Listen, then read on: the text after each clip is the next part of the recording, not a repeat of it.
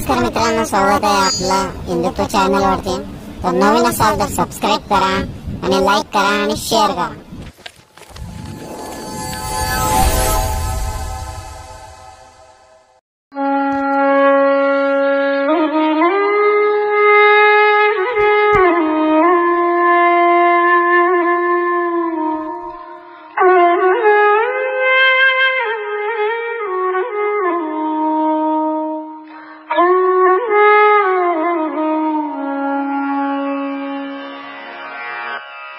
अध्याय 6 ध्यान योग। श्री भगवान म्हणाले, जो आपल्या कर्मफलांवर आसक्त नसून कर्तव्य म्हणून आपले कर्म करतो तोच वास्तविक संन्यासी आणि वास्तविक योगी होय। पण जो अग्निहोत्राधिक कर्म करीत नाही तसेच आपले कर्तव्यही करीत नाही तो संन्यासीही नाही किंवा योगी सुद्धा नाही। हे पांडुपुत्रा, ज्याला संन्यास म्हणतात तोच योग किंवा ब्रह्माशी युक्त होणे होय। कारण जोपर्यंत मनुष्य इंद्रिय तृप्तीच्या इच्छेचा त्याग करीत नाही तोपर्यंत तो योगी होऊ शकतच नाही। जो अष्टांग योगामध्ये नवसाधक आहे त्याच्यासाठी कर्म हे साधन असल्याचे म्हटले जाते, आणि ज्याने पूर्वीच योग साध्य केला आहे त्याच्यासाठी सर्व भौतिक क्रियांचे शमन हे साधन असल्याचे म्हटले जाते।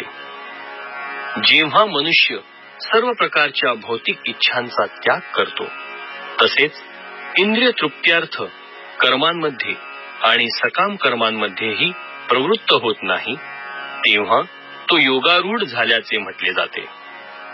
मनुष्याने आपल्या मनाद्वारे स्वतःची अधोगती होऊ न देता स्वतःचा उद्धार केला पाहिजे। मन हे बद्ध जीवाचा मित्र तसेच शत्रूही आहे।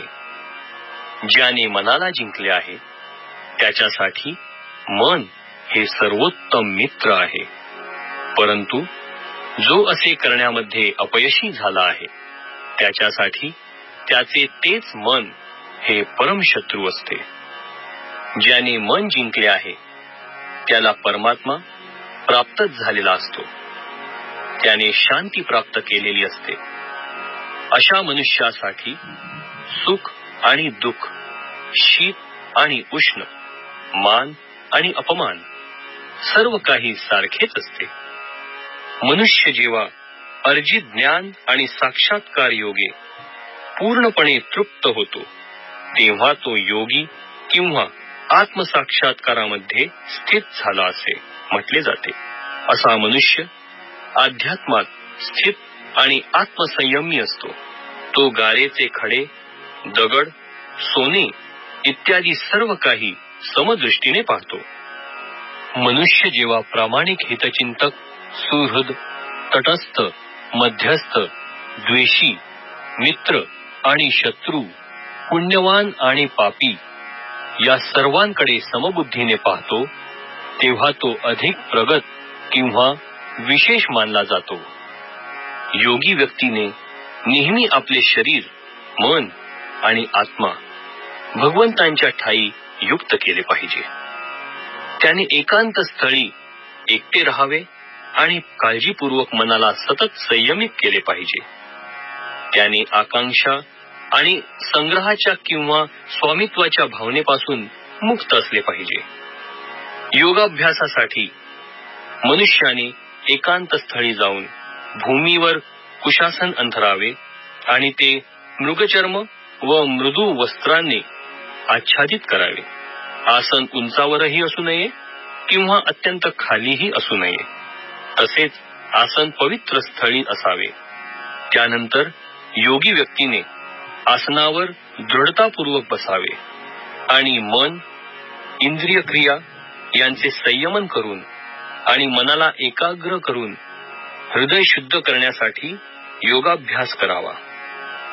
मनुष्याने आपले शरीर, मान आणि मस्तक उभ्या सरळ रेषेत धरावे आणि नासिकाग्राकडे स्थिर दृष्टीने पहावे। याप्रमाणे अविचलित आणि संयमित मनाने भयरहित होऊन, काम जीवनापासून पूर्णपणे मुक्त होऊन त्याने हृदयात माझे ध्यान करावे आणि मला जीवनाचे परम लक्ष्य करावे. याप्रमाणे शरीर, मन आणि क्रिया यांच्या संयमाचा निरंतर अभ्यास करून मन संयमित झालेला योगी भौतिक जीवनाचा लय करून भगवत धामाची अर्थात श्रीकृष्णांचे निवास प्राप्ती करतो.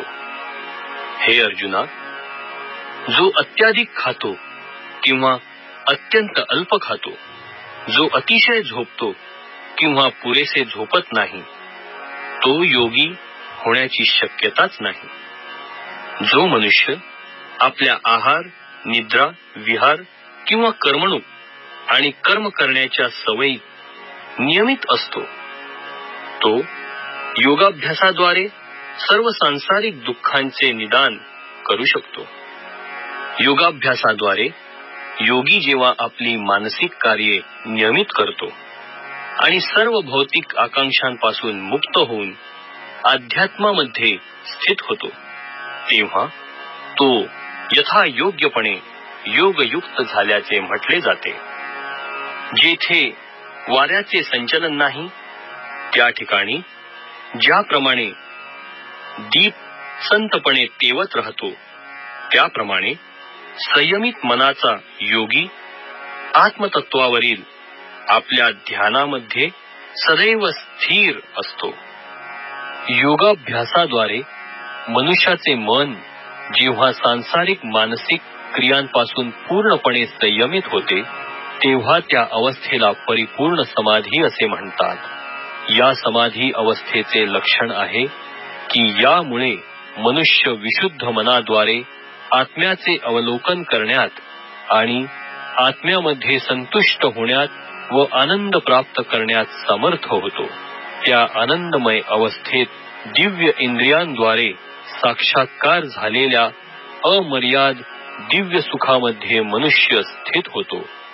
याप्रमाणे स्थित झाल्यावर सत्यापासून कधीच ढळत नाही आणि या सत्याची प्राप्ती झाल्यावर याहून अधिक श्रेष्ठ असे काही असेल असे त्याला वाटत नाही.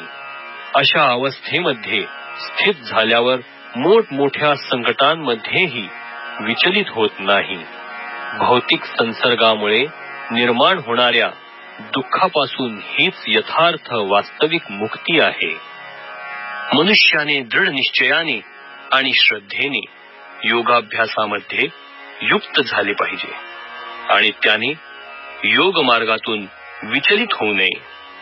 मानसिक तर्कामुळे उत्पन्न झालेल्या सर्व भौतिक कामनांचा पूर्ण त्याग करून मनाद्वारे सर्व इंद्रियांना सर्व बाजूंनी संयमित केले पाहिजे. हळूहळू क्रमशः दृढ विश्वासाने युक्त झालेल्या बुद्धीद्वारे समाधीमध्ये मनुष्याने स्थित झाले पाहिजे आणि याप्रमाणे मन केवळ आत्म्यावर स्थिर केले पाहिजे व इतर कशाचाही विचार करू नये. आपल्या चंचल आणि अस्थिर स्वभावामुळे मन जेथे जेथे भरकटते, तेथून मनुष्याने ते खेचून घ्यावे आणि आत्म्याच्या नियंत्रणात आणावे. ज्या योगी मनुष्याचे मन माझ्यावर स्थिर झाले आहे, त्याला निश्चितच दिव्य सुखाची परमावधी प्राप्त होते. तो रजोगुणाच्या पलीकडे असतो. त्याला ब्रह्माशी असलेल्या गुणात्मक स्वरूपाचा साक्षात्कार होतो आणि याप्रमाणे तो आपल्या पूर्व कर्मफलांपासून मुक्त होतो. याप्रमाणे योगाभ्यासामध्ये निरंतर युक्त असलेला योगी सर्व भौतिक दोषांतून मुक्त होतो आणि भगवंतांच्या दिव्य प्रेममयी सेवेमध्ये परिपूर्ण सुखाच्या परमोच्च अवस्थेची प्राप्ती करतो. वास्तविक योगी सर्व प्राणीमात्रांमध्ये मला पाहतो आणि सर्व प्राणीमात्रांना सुद्धा माझ्यामध्ये पाहतो. निस्संदेह आत्मसाक्षात्कारी व्यक्ती मला अर्थात भगवंतांना सर्वत्र पाहते. जो मला सर्वत्र पाहतो आणि सर्व काही माझ्यामध्ये पाहतो, त्याला मी कधी दुरावत नाही, तसेच तोही मला कधी दुरावत नाही. जो योगी मी आणि परमात्मा अभिन्न असल्याचे जाणून परमात्म्याच्या भक्तिपूर्ण सेवेमध्ये युक्त होतो, तो सर्व परिस्थितीत माझ्यामध्ये सदैव निवास करतो. हे अर्जुन, जो आपल्या स्वतःच्या तुलनेने सर्व जीवांकडे त्यांच्या सुखामध्ये आणि दुःखामध्ये वास्तविक समतेने पाहतो, तोच परिपूर्ण योगी होय. अर्जुन म्हणाला, हे मधुसूदन, तुम्ही सांगितलेली योग पद्धती ही मला अव्यवहार्य आणि असह्य वाटते, कारण मन हे चंचल आणि अस्थिर आहे.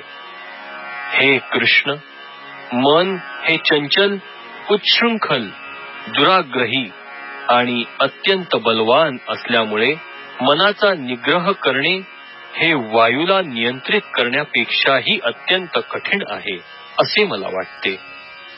भगवान श्रीकृष्ण म्हणाले, हे महाबाहू कौंतेय, चंचल मनाला संयमित करणे निसंशय अत्यंत कठीण आहे, पण योग्य अभ्यासाने आणि अनासक्तीद्वारे मनाला वश करणे शक्य आहे. ज्याचे मन उच्छृंखल आहे त्याला आत्मसाक्षात्कार होणे कठीण आहे, परंतु ज्याचे मन संयमित आहे आणि जो योग्य साधनांद्वारे प्रयत्न करतो त्याला निश्चितच यशाची शाश्वती आहे, असे माझे मत आहे.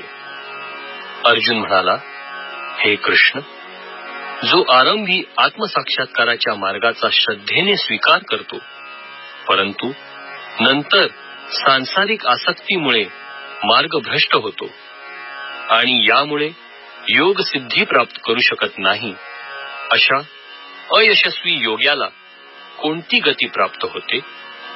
हे महाबाहो कृष्ण, ब्रह्मप्राप्तीच्या मार्गावरून भ्रष्ट झालेला असा हा मनुष्य आध्यात्मिक आणि भौतिक यशोमार्गावरून कोणत्याही दिशेला स्थित नसलेल्या छिन्न विछिन्न ढगाप्रमाणे पतित होऊन भ्रष्ट तर होत नाही ना? हे कृष्ण, माझा हा संशय आहे आणि हा पूर्णपणे दूर करण्याची मी तुम्हाला विनंती करतो. तुमच्या वाचून हा संशय दूर करणारा कोणीही मिळणार नाही. श्री भगवान म्हणाले, हे पार्था, शुभ कार्यांमध्ये युक्त झालेल्या योगी व्यक्तीचा इहलोकात तसेच परलोकातही विनाश होत नाही. आणि हे मित्र, जो मनुष्य चांगले कार्य करतो तो दुष्प्रवृत्तींनी प्रभावित होत नाही. योगभ्रष्ट योगी पुण्यात्म्यांच्या लोकांमध्ये अनेकानेक वर्षे सुखोपभोग घेतल्यानंतर पुन्हा गुणवान कुटुंबामध्ये किंवा वैभवशाली कुटुंबामध्ये जन्म घेतो, अथवा अर्थात दीर्घकाळ योगाभ्यास केल्यानंतर अपयशी ठरलेला तो अत्यंत बुद्धिमान योगी व्यक्तींच्या कुळात जन्म घेतो. खरोखर अशा प्रकारचा जन्म या लोकी अत्यंत दुर्लभ आहे. हे कुरुनंदन, असा जन्म मिळाल्यावर तो आपल्या पूर्वजन्मांच्या दिव्य चेतनेचे पुनरुज्जीवन करतो आणि परिपूर्ण सिद्धी प्राप्त करण्यासाठी पुन्हा प्रयत्न करतो. आपल्या पूर्वजन्माच्या दिव्य चेतनेच्या आधारावर तो आपोआपच आपली इच्छा नसतानाही योगाभ्यासाकडे आकृष्ट होतो. असा जिज्ञासू योगी सदैव शास्त्रांच्या कर्मकांडात्मक तत्वांच्या अतीत असतो आणि जेव्हा योगी सर्व पापांपासून शुद्ध होऊन अधिक प्रगती करण्याचा प्रामाणिक प्रयत्न करतो, तेव्हा अंततः अनेकानेक जन्मजन्मांतराच्या अभ्यासानंतर सिद्धी संपादित केल्यावर त्याला परम लक्ष्याची प्राप्ती होते. योगी मनुष्य हा तपस्वी, ज्ञानी आणि सकाम कर्मी व्यक्तीपेक्षाही श्रेष्ठ आहे. म्हणून हे अर्जुना, तू सर्व परिस्थितीत योगी हो. आणि सर्व योग्यांमध्ये जो दृढ श्रद्धेने सदैव माझ्यामध्ये वास करतो, अंतःकरणात माझे चिंतन करतो आणि माझी दिव्य प्रेममयी सेवा करतो, तो माझ्याशी पूर्णपणे योगयुक्त असतो. तोच सर्वश्रेष्ठ योगी होय, असे माझे मत आहे.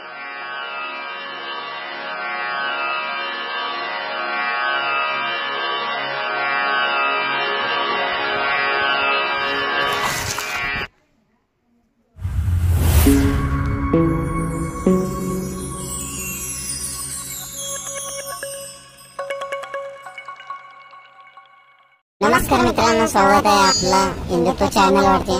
तर नवीन असाल तर सबस्क्राईब करा आणि लाईक करा आणि शेअर करा.